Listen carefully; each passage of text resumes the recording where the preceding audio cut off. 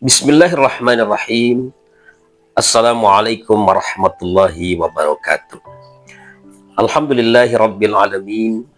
Wassalatu wassalamu ala asrafil anbiya'i wal mursalin wa ala alihi wassahbihi ajma'in, amma ba'd. Alhamdulillah, sahabatku yang berbahagia, kita kembali bertemu di channel yang kita cintai ini.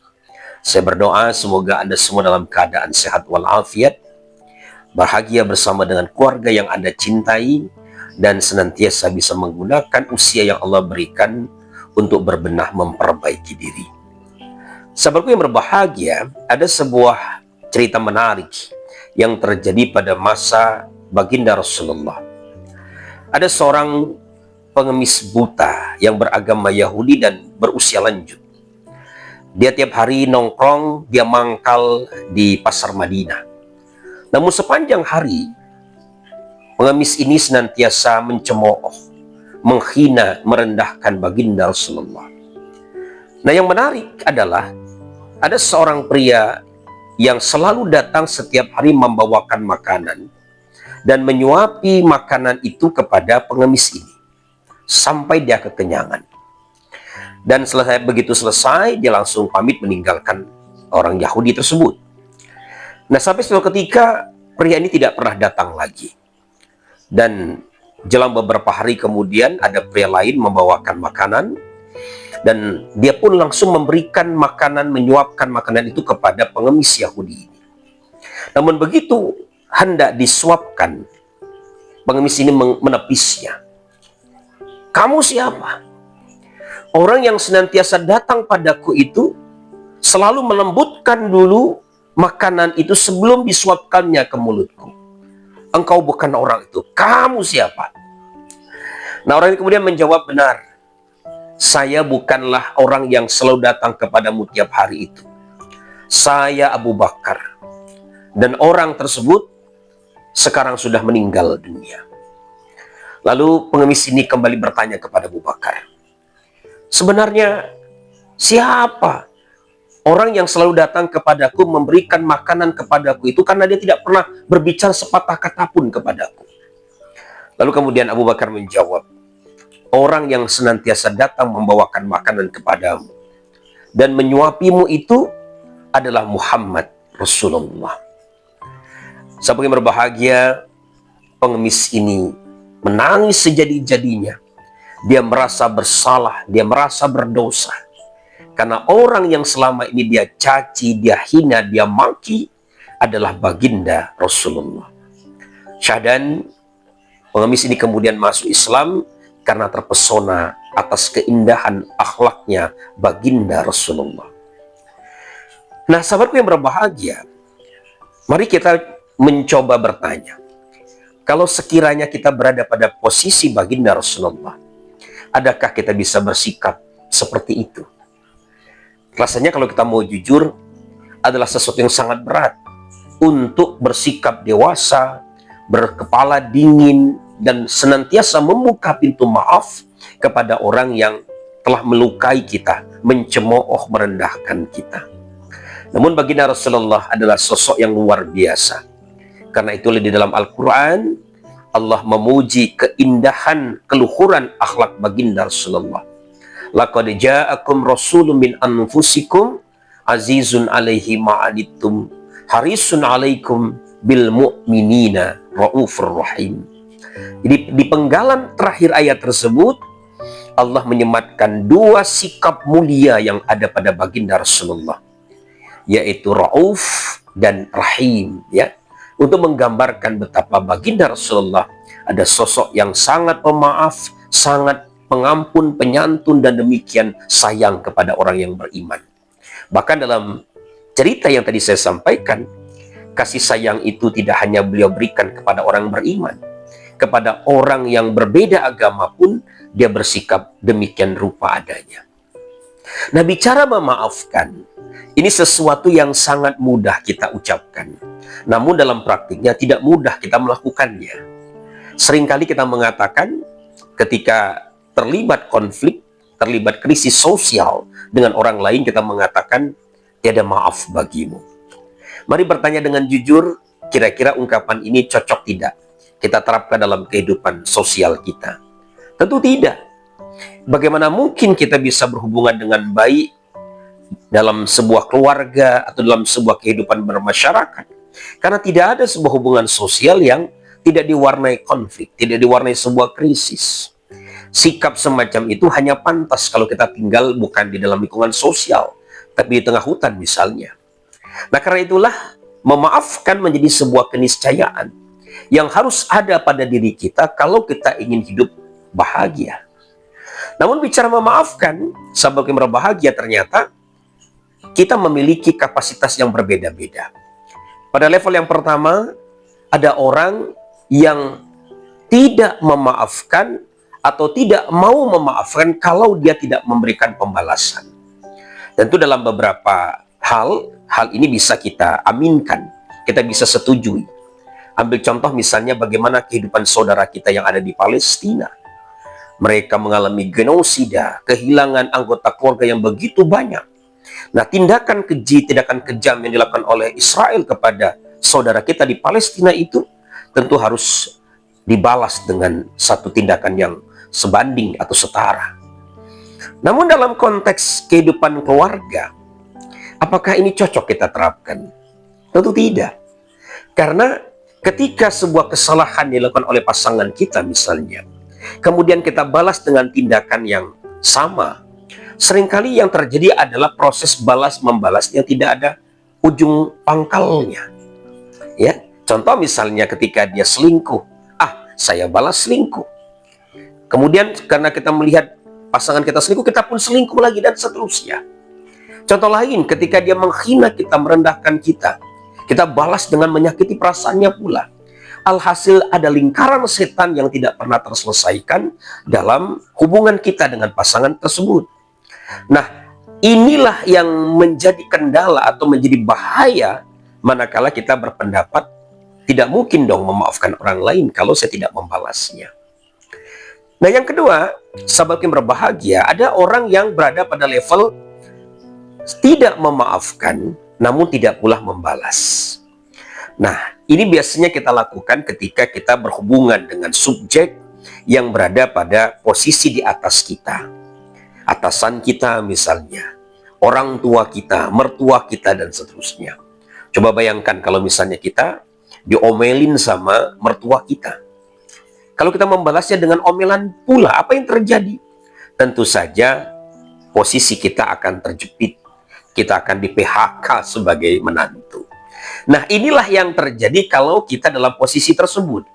Kita mangkel, kita kesel, kita marah, namun kita tidak bisa membalas. Karena itu tidak yang terjadi kemudian banyak di antara kita yang memilih untuk mengambil pelampiasan kepada subjek yang setara dengan kita atau di bawah kita. Sambil contoh misalnya seorang istri diomelin sama ibu mertua karena tidak bisa membalas ketika di rumah dia ngomel sama suaminya atau dia ngomel sama anaknya, ya. Nah, anak yang nggak tahu apa-apa menjadi pelampiasan ibunya, tentu saja tidak terima dong. Kemudian dia melihat kucing, dia marah, dia tendang keras-keras kucing itu. Dasar kucing cerewet kayak mama. Misalnya begitu. Nah, ini yang kemudian disebut dalam bahasa psikologis sebagai dumping. Sekali lagi, kita mencari pelampiasan kemarahan kita itu kepada subjek yang sebanding atau di bawah kita. Namun, dampaknya tentu kita bisa bayangkan. Orang yang tidak tahu apa-apa terluka. Kemudian pihak-pihak yang mestinya mendapatkan kasih sayang justru kita sudutkan dan seterusnya. Nah, tentu yang paling baik adalah yang ketiga, di mana kita mengambil keputusan untuk memaafkan tanpa harus melakukan pembalasan. Sekali lagi, ketika kita memaafkan, tidak mesti dua pihak itu bertemu secara langsung, berjabat tangan, berpelukan, cipika-cipiki.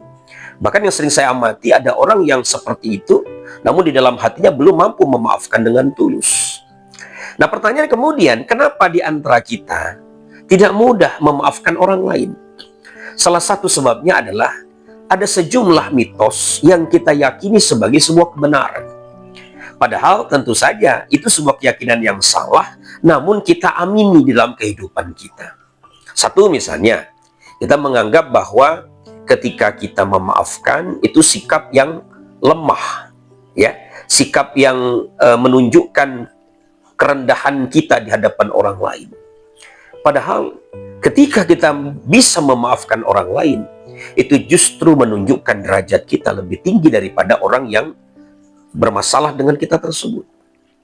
Yang kedua, kita sering menganggap bahwa ketika kita memaafkan itu berarti menguntungkan orang lain. Padahal sahabatku yang berbahagia, ketika kita memaafkan orang lain, bukan orang lain yang diuntungkan, tapi diri kita pribadi. Kita terbebas dari emosi yang negatif, kita kemudian tetap sehat, ya, tidak mengalami penyakit psikosomatik. Kenapa ini terjadi? Karena kita tidak membiarkan diri kita membawa sebuah beban berat dalam kehidupan kita. Nah, yang ketiga, ada anggapan bahwa ketika kita memaafkan, berarti kita melupakan. Nah, ini pun sebuah mitos yang tidak boleh kita pegang. Sesungguhnya sahabat yang berbahagia, tidak ada satu peristiwa pun yang tidak terekam di dalam otak kita ini. Apalagi kalau pengalaman tersebut sifatnya sangat emosional. Sesuatu yang sangat menyenangkan atau sesuatu yang sangat menakutkan atau traumatik dalam kehidupan kita. Coba Anda ingat-ingat kembali guru yang paling Anda sukai ketika Anda sekolah. Saya yakin Anda akan mengingatnya dengan baik. Sebaliknya, coba Anda ingat kembali guru yang paling menakutkan, guru killer yang selama ini menjadi momok dalam hidup Anda ketika Anda sekolah dulu atau ketika Anda kuliah dulu. Saya yakin Anda dengan mudah menunjukkan siapa orangnya. Nah, kenapa ini terjadi? Karena pengalaman tersebut sangat emosional. Dan pengalaman tersebut tercatat dengan kuat di dalam memori kita. Jadi sesungguhnya tidak ada sebuah pengalaman yang tidak terekam dalam memori kita. Jadi ketika kita mengalami sebuah pengalaman emosional, kita terluka, ya memang kita akan merasa sakit hati, ya. Namun ingat baik-baik, dengan cara memaafkan itu berarti kita mencoba menutup, menyembuhkan luka yang pernah menancap di dalam diri kita, ya. Umumnya ketika orang tersebut memiliki posisi yang dekat, yang intens dalam kehidupan kita, maka luka batinnya lebih dalam ketimbang orang tersebut tidak terhubung dengan intens dalam kehidupan kita, ya. Nah, inilah 3 mitos yang kadang-kadang membuat kita menjadi tidak mudah memaafkan orang lain. Namun sesungguhnya kita ini mampu untuk membuka pintu maaf kepada siapapun. Syaratnya adalah kita benar-benar melakukan permaafan dengan sungguh-sungguh. Ada sebuah fenomena yang disebut sebagai unfinished emotion. Emosi yang tidak terselesaikan. Kenapa ini terjadi? Karena pengalaman emosional tersebut demikian kuat, demikian terpatri pada pribadi kita. Kita susah untuk berpaling dari persoalan itu. Karena itulah kita terjebak dalam sebuah keadaan yang disebut sebagai unfinished emotion tersebut. Cirinya 4, sahabatku sekalian. Yang pertama, kita mengisolasi dengan orang lain. Kalau biasanya kita mudah berbaur, mudah berinteraksi, mudah bersosialisasi, tiba-tiba kita menjaga jarak. Yang kedua, kita berkomunikasi dengan orang lain dengan cara yang tidak sehat. Teman kita bermaksud untuk bercanda, kita malah baperan. Yang ketiga, nih tanda yang paling mudah kita amati. Kita sering mengalami gangguan-gangguan fisik, ya. Sakit kepala, demam, masuk angin. Saya sering berseloroh, coba tengok tuh isi tas Anda. Jangan-jangan di tas Anda itu isinya ya obat-obat demam, ya misalnya paracetamol, ya, obat flu misalnya, ya, atau mungkin barangkali minyak kayu putih dan lain sebagainya. Nah, kalau itu ada di dalam tas kita, ya, barangkali itu sebuah tanda yang menegaskan memang ada masalah emosional dengan kita. Nah, yang keempat, sahabat yang berbahagia, orang yang mengalami unfinished emotion itu biasanya tidak produktif, ya. Jadi kalau sebelumnya dia suka berkarya, dia berprestasi, tiba-tiba prestasinya turun, karyanya tidak muncul dan lain sebagainya.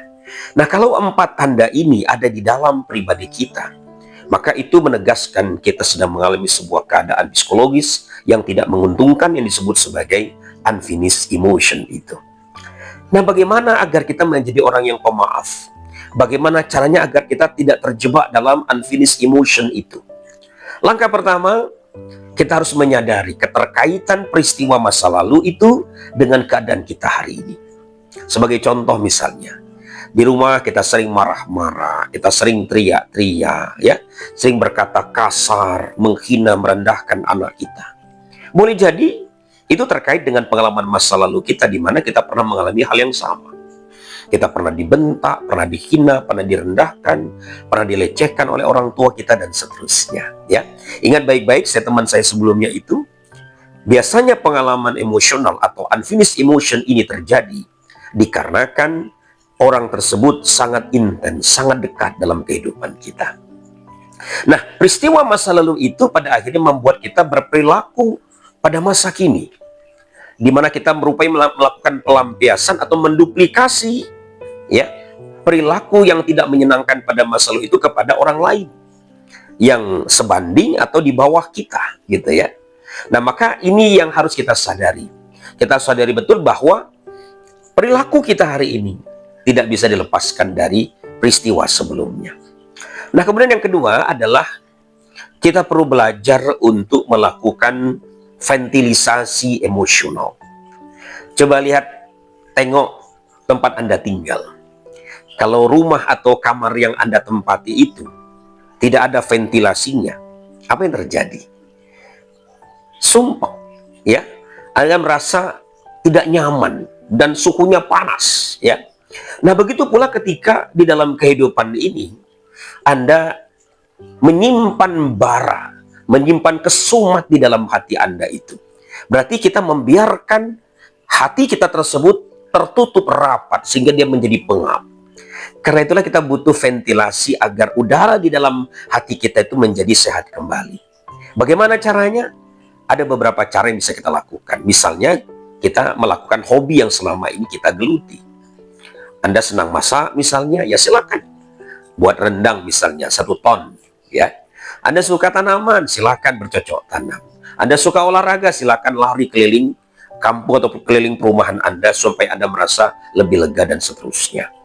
Tapi cara yang paling disarankan adalah Anda mencari teman untuk berbicara, teman untuk berdiskusi, teman untuk berbagi.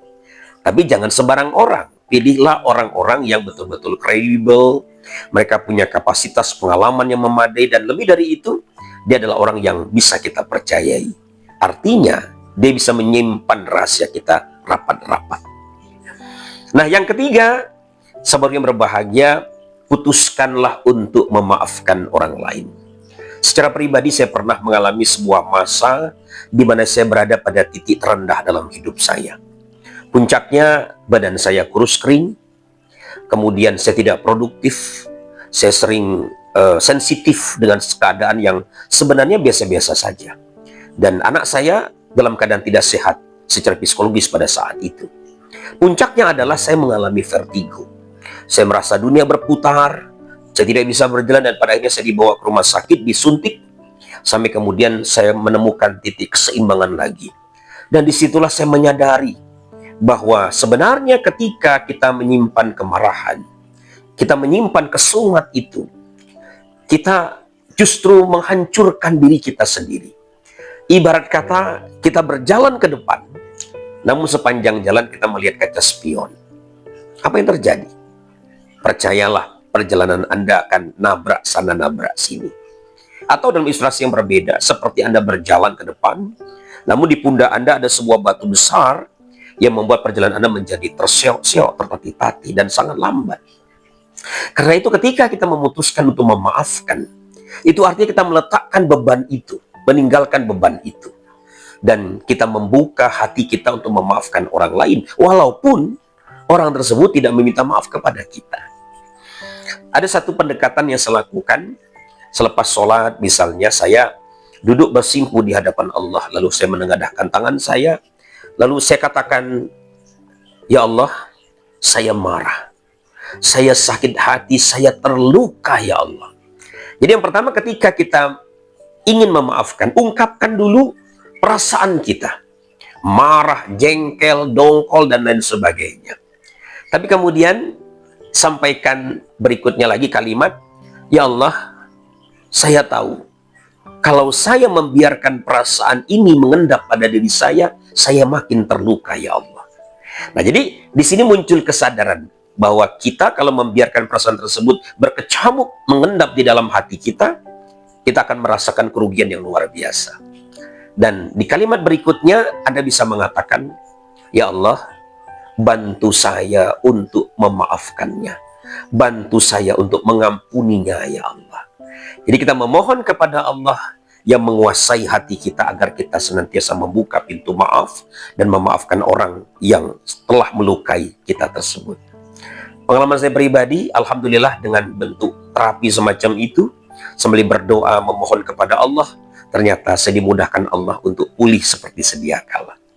Nah, yang terakhir, sahabatku yang berbahagia, ambillah pelajaran, ambillah hikmah di balik peristiwa apapun yang terjadi dalam kehidupan kita, termasuk ketika kita terluka secara batin.